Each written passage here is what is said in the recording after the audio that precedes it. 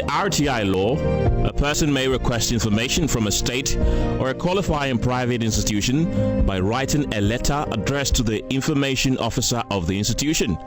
The information officer is to provide the information within 14 days if the information is not exempt. If the information officer does not provide the information within 14 days, then the requester can appeal to the head of the institution, which gives the head of the institution 15 days to provide the information. If the head of the institution does not provide the information, then the requester can file a complaint to the RTI Commission or the High Court. The RTI Commission may impose a penalty on the institution depending on the circumstances of the case. The Commission decides to impose administrative penalty on an institution.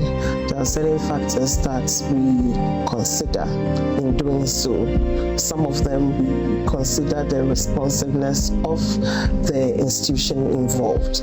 Now, Corruption Watch investigations have uncovered that some key governance institutions which should be promoting access are refusing or failing to comply with the law by denying access to information requested by citizens.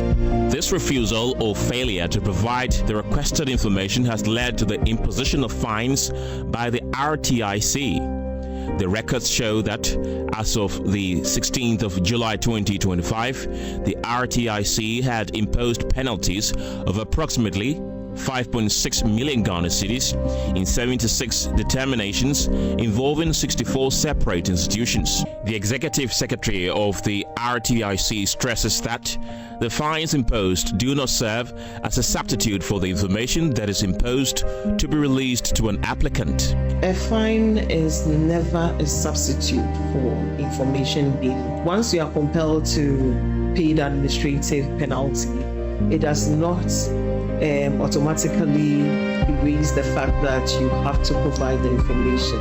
Providing the information becomes mandatory, it becomes a directive of the Commission. Meanwhile, the list of violators of the law is long and includes oversight bodies such as the Commission on Human Rights and Administrative Justice, SHRAJ, which is yet to pay a fine of 30,000 cedis. The Judicial Service of Ghana, also yet to pay a fine of 100,000 cedis. The Attorney General's Department, also yet to pay a fine of 50,000 cedis. The Public Procurement Authority, PPA, also yet to pay a fine of 100,000 cedis. The Ghana Police Service, which